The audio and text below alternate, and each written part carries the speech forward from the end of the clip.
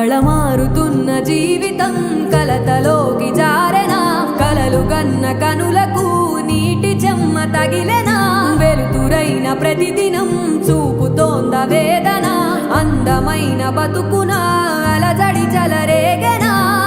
ఏమిటి నీ పాపం ఏమిటి నీ నేరం చీకటి ముసిరిందే చిటికల్లోనా